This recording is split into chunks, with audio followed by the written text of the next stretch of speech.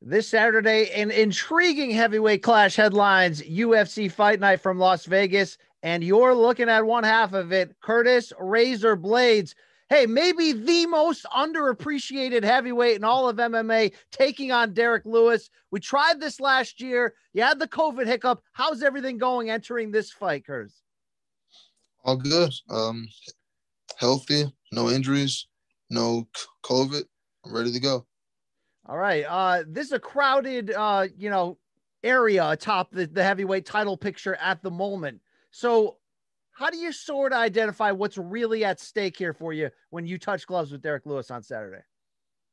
Well, what's at stake is my win bonus. Like we get half for making weight and half for winning. So that's all I'm focused on. Everything else after that is out of my control. And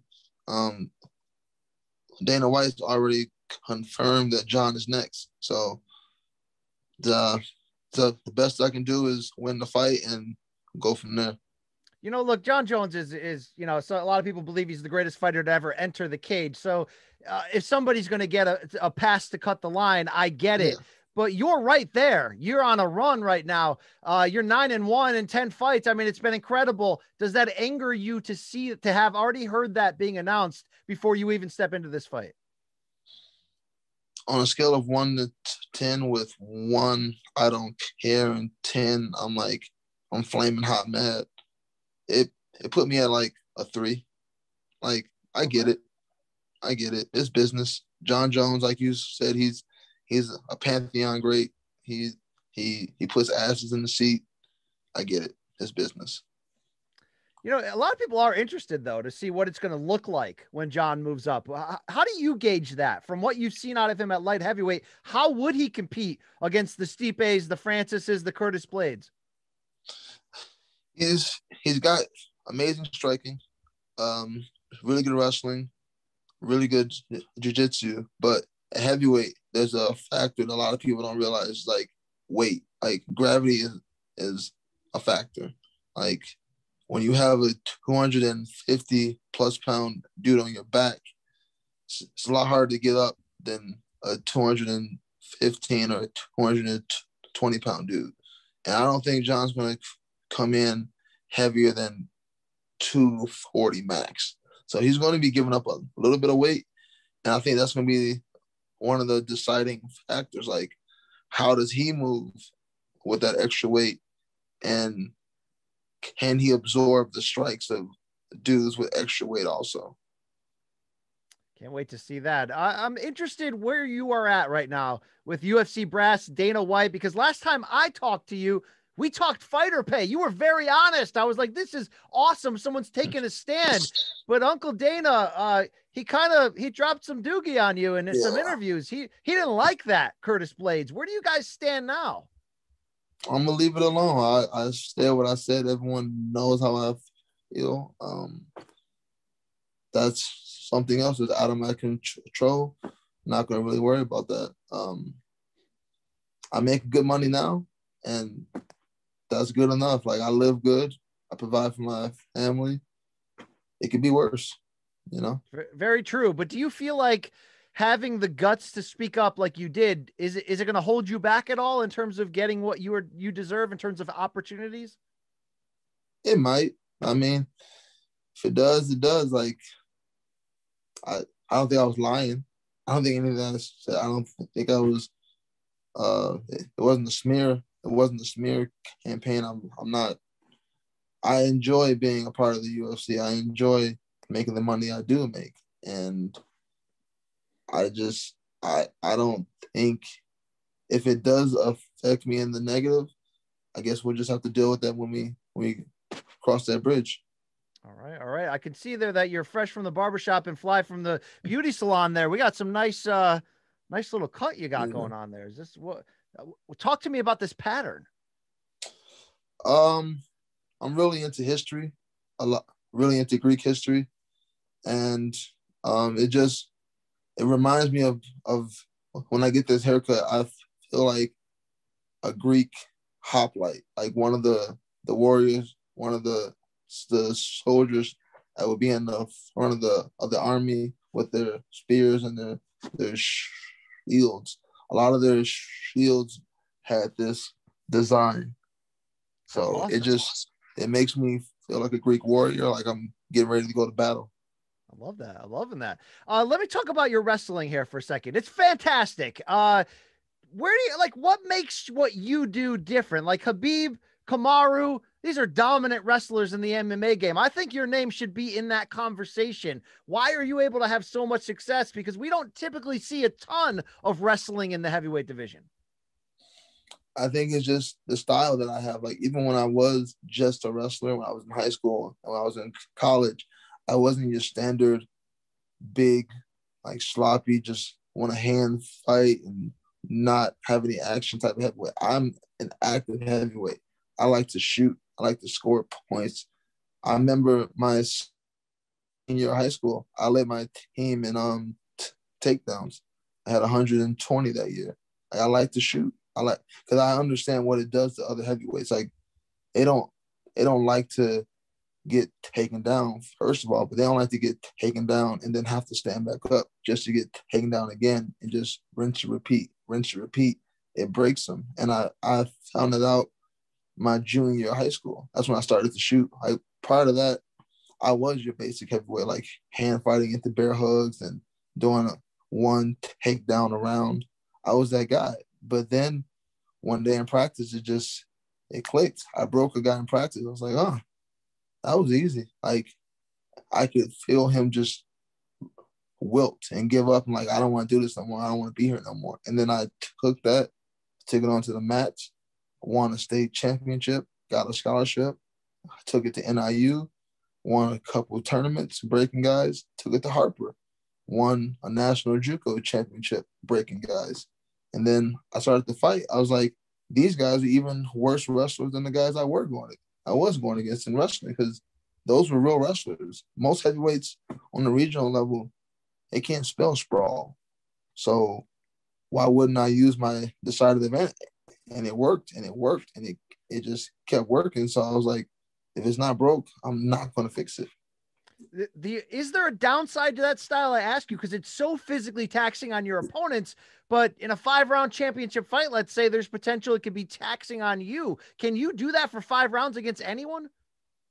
Well, we learned in the last fight against Volkov, like, you cannot. I shot 25 times, and I made a post after that fight. We learned a lesson, and it's rare that you get to learn a lesson in a win. We learned that, you cannot just wrestle for 25 minutes. And after rewatching that fight with my striking coach, he pointed out a lot of those exchanges on the feet, I was getting the better of Volkov. It was just, I had it in my head, it's like, shoot. That was because I wanted to break him, but Volkov is a different breed. He's a different heavyweight. Mm-hmm. He has amazing cardio. He's an outlier. Most guys wouldn't have even been alive in that 5th round. He's an outlier. So I don't think I'll have another situation like that for 2 reasons. One, my jiu-jitsu's gotten better. So if I feel the need to hold you down and like start getting a better position and anchoring my hips, I can do that now. I'm more confident. And 2, I'm more confident in my striking. Every camp, my hands get a little better. My situational IQ grows. So I think I've just grown as a when to do what I need to do and when to change it up. Well, Volkov may be an outlier with the stamina. You certainly have some of the best stamina we've seen for a heavyweight. A man not known for stamina is Derrick Lewis, the damn black beast. Is this going to play into the fight on Saturday? I mean, what do you mean? Like his conditioning? Is that a factor? Can you take this man into the deepest of deep waters? Yes, that's also another. I forgot to add that. That's also something else I learned against Volkov. That was the first time in a long time I've ever been that tired. I'm talking going back to high school. Like, I have not been that tired in a long time. I have forgotten like how to operate in that uncomfortable position. And And yeah, that was a learning experience. I learned that I can go to that dark place. It was a dark place. That last round was a dark place. I barely remember it, but I've learned I can function in that dark place. I don't think a lot of other guys can. I don't think Ngannou, he proved he can't. Like when he fought Stipe, he went to that dark place early, like midway through the third round. I could already see he was in that place I was in the fourth and fifth rounds, and he wilted. He didn't want to be there no more. He proved he does not want to go to that dark place. I don't think Derrick has it in him either. Like, it's up to him to prove me wrong. Yeah, absolutely. Let's get, obviously Derrick's calling card is his power, and maybe he's not known for takedown defense or stamina, but he's a strong dude. And, you know, DC had his way on the ground with him, but not everybody does. Is that an extra challenge? Because on the ground, he may not be known for his wrestling, but he can physically handle himself and get himself off the mat. Does that add an extra challenge for you wrestling wise? Yeah. I mean, I've watched his career. I've watched his fights. His get-ups aren't the most technical, but they're effective. He gets up. He stands up. I think there are other contributing factors to that, but besides the point, like, he knows he knows who he is. He knows what he is. He knows as long as I'm on my feet, I'm a dangerous guy, and he knows how to get there. So, we'll see. We'll see if his just stand up jiu-jitsu works against my standard wrestling and jiu-jitsu.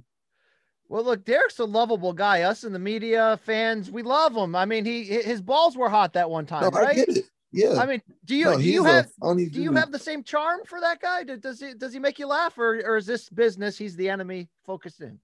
Oh no, this is business. Like, I don't hate the guy. I don't hate anyone I fight. I didn't hate Volkov. I didn't hate Alistair. We're actually teammates now. We're friends. We're cool. Like, I don't hate any, it's just business, bro. So yeah, people, I don't follow him, but obviously a lot of other people I know, if you're into MMA, you probably follow him. Like, people send me, I laugh, I chuckle. Like, he's funny. UFC fighter Cub Swanson tweeted out a tweet that got a lot of headlines. He says all MMA journalists should have at least 3 amateur fights before talking about the sport, so they truly get it. Curtis, I'm a little bit of a keyboard warrior here in my basement, man. I ain't fighting nobody. I'm fighting off carbs addiction. Okay, I can't stop eating potato chips. Should I need 3 fights before I start talking about this game? I don't think you need it, but it would help. It would give you a perspective that a lot of other guys don't have, like, especially in the grappling exchanges when people are like, what's he doing? He's just stalled. Like, there's a method to the madness. There's a battle happening. Even though you can't see it, there's a battle happening. And if you did have prior fight experience, maybe you'd be able to notice those little things. Not you specifically, but just like you as the media. Yeah, I mean, me specifically, I'm factory town tough. I just never had to prove it in front of thousands of people. Curtis, I know you get asked this probably all week. Who's going to win Francis Stipe 2? Who you like? This is an important fight for you to watch because you could be fighting the winner soon enough. I like Stipe. Like, the game plan worked the first time. Like, he has to survive the first round. We know Ngannou's going to come out guns blazing, trying to take his head off. And it happened the last time they fought. He touched him a couple times, and Ngannou was able to get off a couple clean headshots, but it wasn't enough. And then Stipe got to his hips and rinse and repeat. Indeed. So I think, why wouldn't that work again? You know, that seems to be a good conclusion. This man, Francis, you know him well. Are you hoping he wins so that you can, cross that thing off? That's one that everyone asks me. Like, I don't hate him. I hold no animosity towards him. He does not keep me up at night. Like, he won. He beat me twice. Like, for me, I think of wrestling. I mean, I think of MMA the way I thought about wrestling. Like, you beat me, that doesn't mean you're added to me forever, it means you beat me on that day. There were plenty of guys who would beat me at a dual meet, and then I would see him at a tournament, and they might beat me, and then I'd see him at regionals, and then I beat them. Just like the Bucks and the Saints. Everyone thought the Bucks were going to lose because the Saints had already beaten them badly the first 2 times. That means nothing. It means nothing because you have to update your resume. Just because you beat me 2 years ago does not guarantee you'll beat me today. So if Ngannou wins, great. Well, it doesn't really matter because Jon Jones is up next. So this is really more of a question for Jon than it is for me. Very fair indeed. He's a Greek warrior. He's a COVID survivor. He's one of the best heavyweights today. Curtis Razor Blaydes, looking forward to Saturday night against Derrick Lewis. Best of luck to you, man. Thank you, sir.